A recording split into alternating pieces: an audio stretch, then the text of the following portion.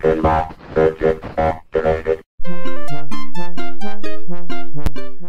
playfield swap time. What I've done is I have broken this playfield down to just kind of what I consider the take assessment phase. And what that means is I have basically removed all the ramps, all the plastics, all of the rubbers, at least most of them. And what I'm trying to find out, the first thing I have to do on the new playfield is install the blind nuts. Once I get the blind nuts installed, I can put the new playfield on the rotisserie and start to build from there. So the first thing I have to identify is where are the blind nuts and get those installed in the new playfield so I can put it on the rotisserie. And then the next thing I normally do is put in pop bumper nails, but we'll get to there. So you can see it's super dirty, but actually all the pieces are here, so that's good. Nothing has been broken so far, except for this, which I have new ramps anyways. And so what I'm going to do now is I'm going to take this playfield. Oh, one other quick point. If you notice, I have reinstalled all of the fasteners where they go. And I highly recommend this. Like even the ramp screws here are all back in their spots, okay? The reason I do that is because I know some people will just take all the hardware off and throw it in the tumbler and polish it. And I will do that as well, eventually. But at this phase, what I'm trying to do is get everything located and get really good pictures of where everything goes before I pull everything off the playfield and throw it in the tumbler. So all of these parts and pieces, except for the plastics, obviously, I'm going to replace those. All these parts will be replaced, or not replaced, tumbled. However, I want to do this first and put everything exactly back where it goes so that I know exactly how to put it back together on the new playfield and I avoid confusion. So that is a tip for you if you're doing a playfield swap. As you're going, take off a piece, put the whatever the fastener is back where it went, and that way you know where it goes. So let's get this playfield vertical and start locating all of those blind nuts. All right, we're vertical. And now all I do is I just go top to bottom and I look for blind nuts. And as I find them, see there's a bunch here, right? I'm going to tap all these out and I'm going to install them on the new playfield as I go. And it looks like there are a bunch. All right, so we got our work cut out for us. So I'm going to get to work doing what looks like about 50 blind nuts. And I will show you on the new playfield. All right, I'm on the floor of my garage here, and I just wanted to go over how I put in blind nuts real quick. So basically what I did was I have the old playfield here, and I went into my stash of original blind nuts that I've gotten and salvaged from other games and other playfields. And I just set them in place in each spot, okay? And then all I do is I take this little rubber mallet that I have. This is a 24-ounce rubber mallet, and you just tap it, and they'll seat pretty well. You don't have to go crazy with it because if you get the original ones, they go in pretty easily, and you're going to put a little set screw in most of these to hold them in anyways.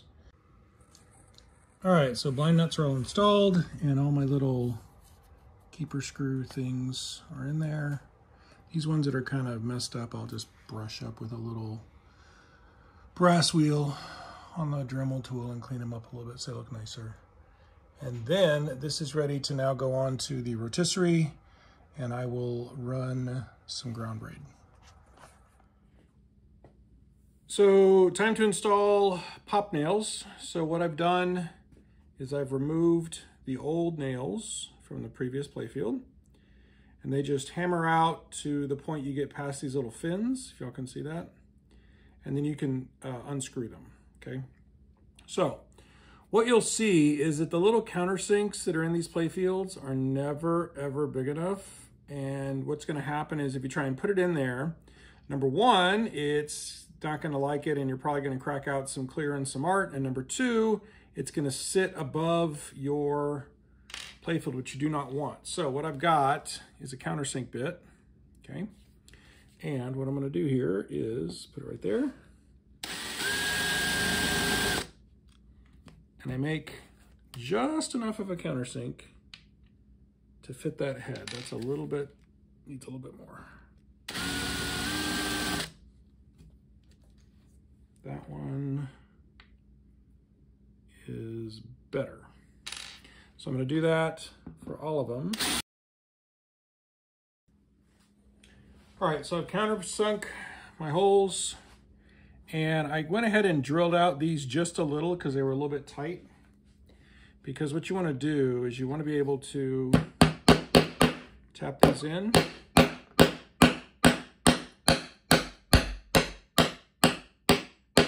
go to about there just to avoid whacking the playfield.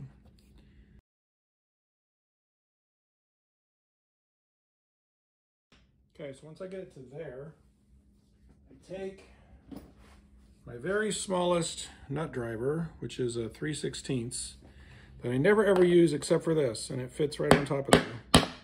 And you can use it as a little punch, and you want to just get it nice and flat.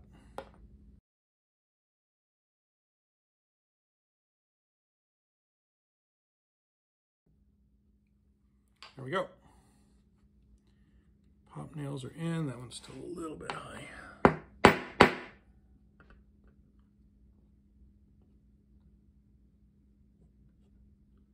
This one side's a little bit high.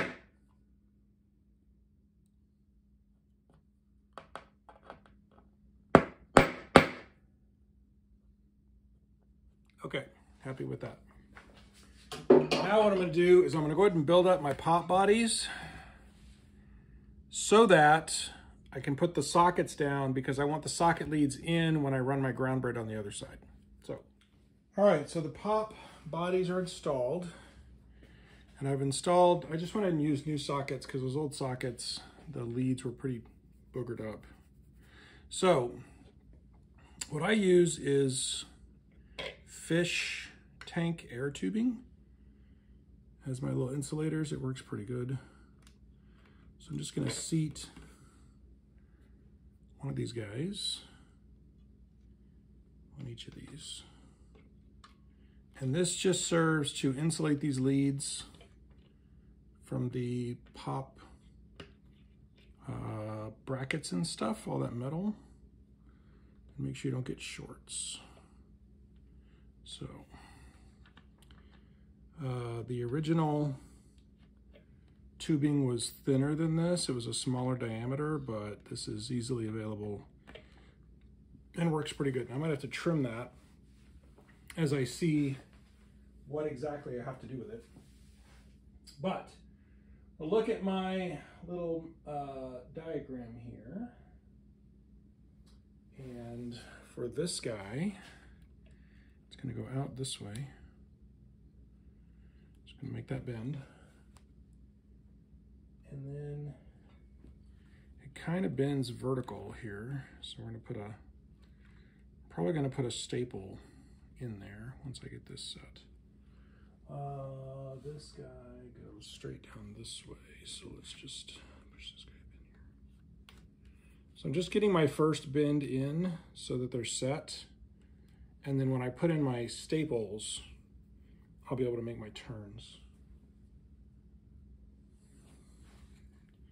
These two just come out this way, and this way, and this guy.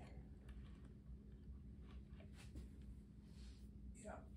So this one connects with that one. And then this one comes straight out this way. Okay. So what I can do is put in a couple of staples here.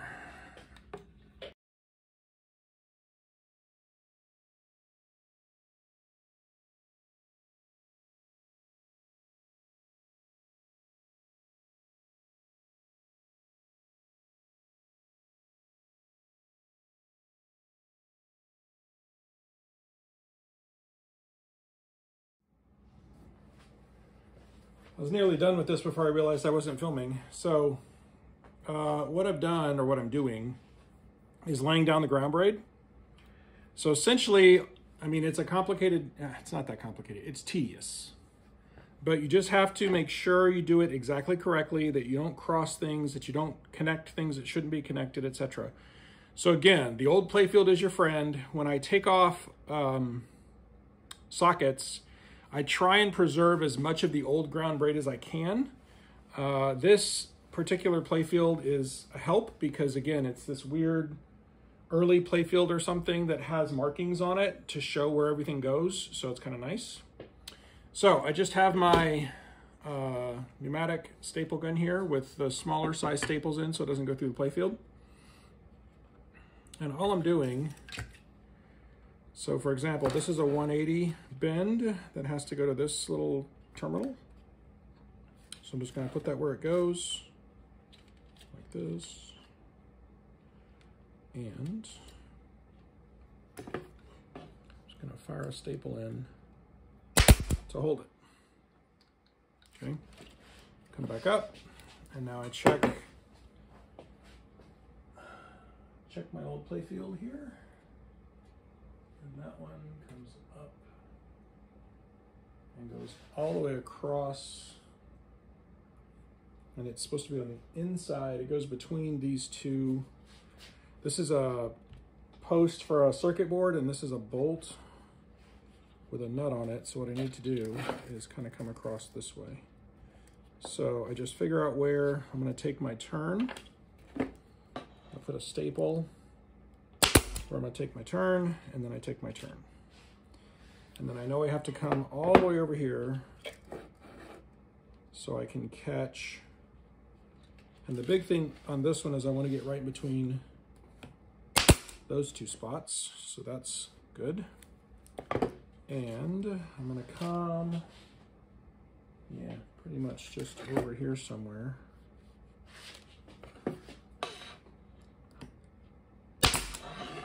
And then we're going to come down.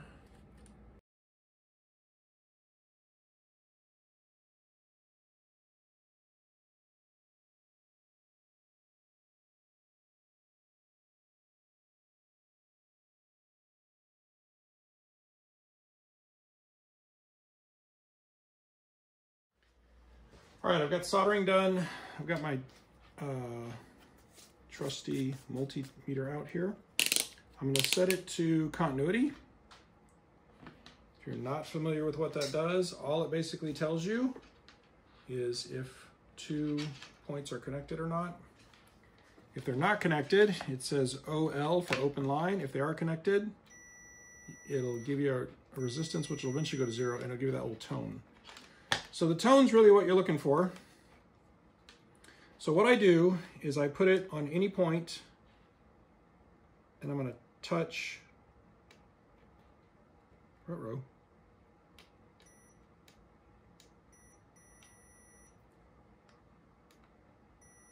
Okay.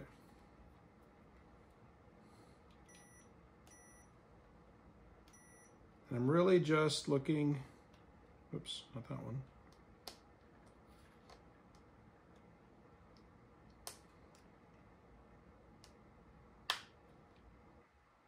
Come on, do I not have a good solder joint there? Okay, so I really need to hear a tone there. So this solder joint's not great.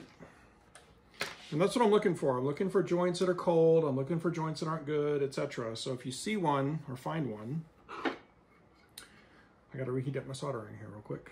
And you're just going to hit that again and really get it heated so it's a good joint. And this is just, it's way easier to fix this stuff now than it is to fix it down the road.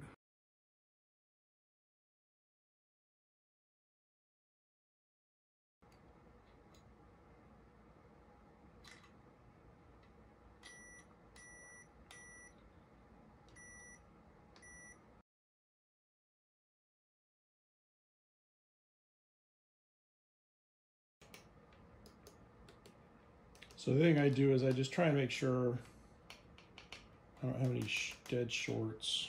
I think we're good. All right. That's all done.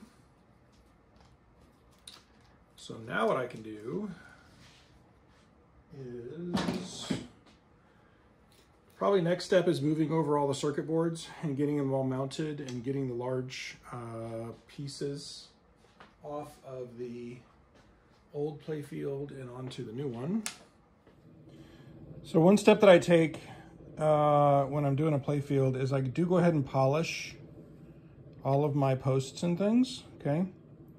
To polish something like this with my little bench grinder / polishing combo from Harbor Freight, which was about 50 bucks maybe. This takes about a minute or so, and you can see, oops, you can see makes a huge difference in the appearance. So just take the time to do it. I also polish the screw heads just so they're a little bit shinier and nicer. In the process of rebuilding the drop target, so what I've done so far is obviously just disassembled the whole thing. I've taken the actual drop target off. It's in good shape, so I'm not going to replace it. I cleaned it really well, removed all the old adhesive, removed the old decal, put a new decal on, so we have a nice new Ghost, okay? So now what I've done is I replaced the washer and the little, I don't know what you call that thing, C-clamps, keeper pin, whatever you want to call it. It's there, okay? Now what happens is there's another washer, and the big thing to me with this is I really try and get everything here as clean as possible, because it always has dirt and gunk and stuff in there, and that's what makes these sluggish when they drop. So I like to just kind of give it a buzz with my Dremel tool with a little brass wheel on it, and then clean it off real good with Simple Green.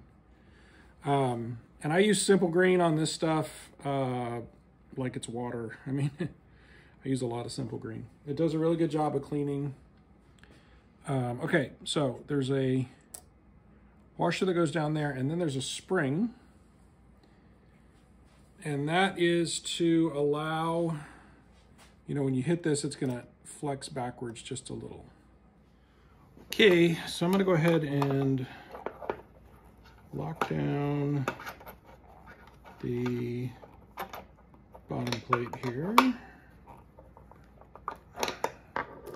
Got the coil, I put a new coil sleeve in it. Always a good idea to do that.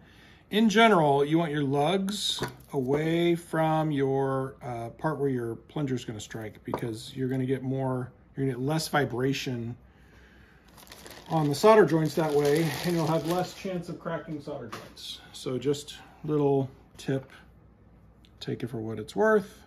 Put it on there, there we go, look at that. Now the other thing I need to do is make sure this guy can get in where he needs to be. Stick that down there, okay.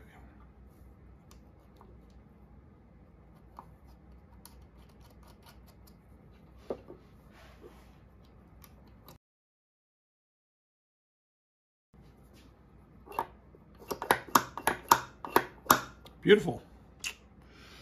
Like it was supposed to. All right. Okay, so where I'm at this point is I have finished the ground braid up. That's all soldered in. I think I had a video on that one as I recall.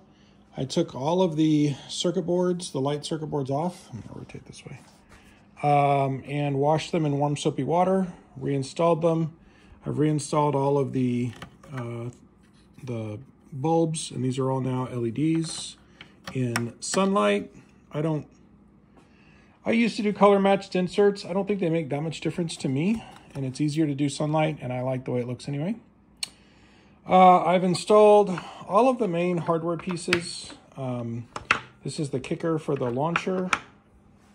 Here are the slings. We have our drop target that we just rebuilt. All of your pop hardware is here. Again, just kind of held in place. It's not screwed down super aggressively. Over here, this is the original Subway, and I actually was able to use it and clean it up, and it actually cleaned up quite nicely. So that looks good. This scoop was in good shape. It wasn't cracked or anything. So I cleaned that up, polished the inside, cleaned up the inside so it's going to be nice and slick. And then I did kind of the same thing to this kicker mechanism. It's waiting for its solenoid. And just, again, just cleaning things up with Simple Green, a little bit of lubricant on moving joints and things, just so everything moves nicely. And I think at this point, I'm probably ready to go ahead and just take the harness off and move everything over and start putting things back together. So that's going to be the... All right, got the harness off tonight, obviously. I got all the hardware off the back with the exception of the little hangers for the Playfield. Next step is going to be to take all these posts out. Let me flip it over and show you.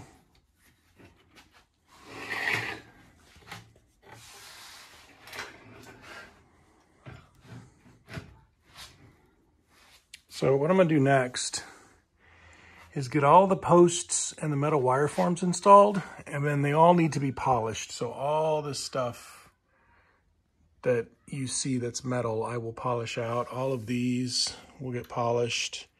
The scoop will get polished. Everything's going to get polished.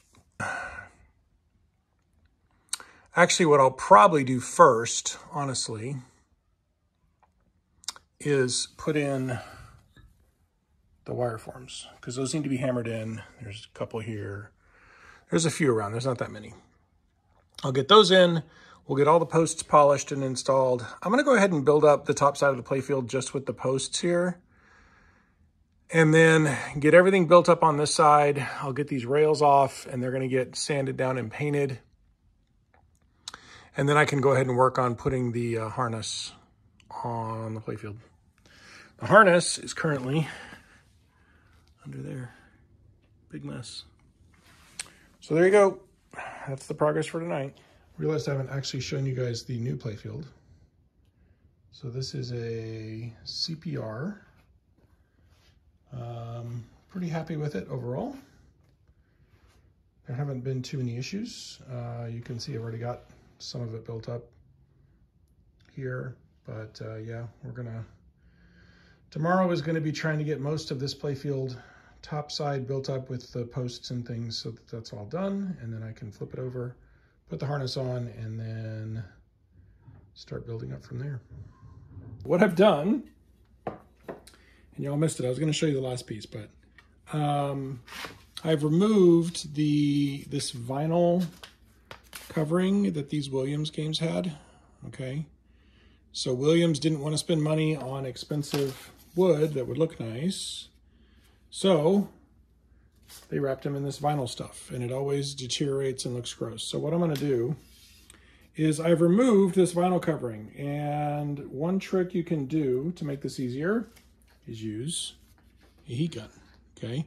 So if you just heat this vinyl with a heat gun, it'll soften the adhesive and it'll peel off pretty easily. Now, I'm going to have to come back and sand this with some progressive grits of sandpaper to get it to a decent finish so I can paint it. I don't even think they make this stuff anymore. I don't think you can buy this vinyl anymore. But these were in not great, super great shape. So I'm gonna go ahead and just sand them down and paint them. But I just wanted to show you the heat gun tip for taking that stuff off. When installing ball guides, what I do is I have them all set where they're gonna go. And I make sure that the holes are generally lining up with the ball guide. And then I'm gonna take a bit that's the same diameter as the guide, and I'm gonna have it on reverse, and I'm just going to get through the clear, okay? The idea there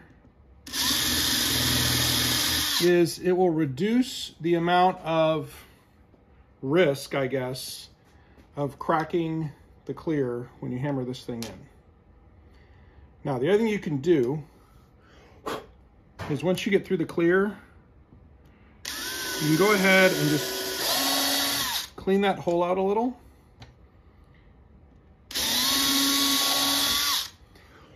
And that'll, again, just make it a little bit easier to get through. So I'm gonna go ahead and do that here. Reverse first. Now go forward. Clean out the hole. Now you might be saying, well, now wait a minute, if you do that, aren't these gonna pop out? Number one, no. These things go in a pretty good ways into the field. And number two, what I generally do is put a tiny, tiny drop of white glue on there. But if you look at the depth of these, where they sit, they go almost flush all the way through the playfield. So they really don't move. Now to install them, it's pretty straightforward. All you're gonna do is put it in its spot and hammer it in.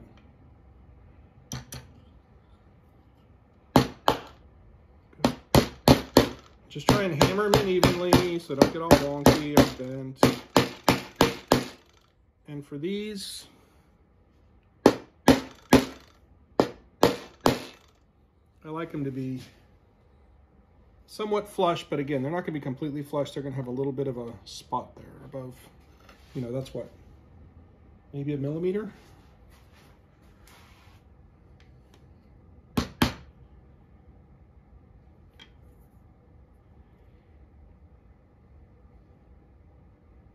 And if they're slightly bent out, you just kind of move it with your finger. Get it in there. Maybe just had one fall off. Did. Now, for the other ball, so these obviously go down fairly flush to the playfield.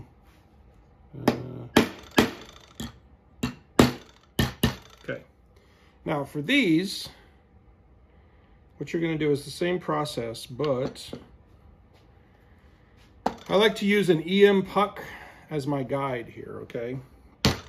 Because this EM puck is almost exactly the width that most of the ball guides are going to be installed at. So you just hammer it into where it's flush with that, and you're done. And see, that's not coming out. Let's come over here. All I've done at this point is hammered out every post that goes through the playfield and gets attached with a nut on the backside, and I've just put them in their spots. And now I'm going to polish them one by one and put them right back where they go as I polish. And I will pop back here when they're all polished. So this is post polishing. Hope you can see everything's nice and shiny now, or at least a lot better than it was. And I just think it makes a big difference. I mean, you know, you could just reinstall the hardware, but to me, pinball's supposed to be shiny and beautiful and all that. So taking the time to polish these things is worth it. And I think it makes a big difference. So we're gonna keep going. We have old, grungy playfield stripped, except for the little hangers at the top, which I had to take it off the rotisserie to get that anyway. And we have new shiny playfield, pretty close to populated. There's a couple little tweaks I need to do, and I need to fasten some things on the back, and I need to polish that little gate right there.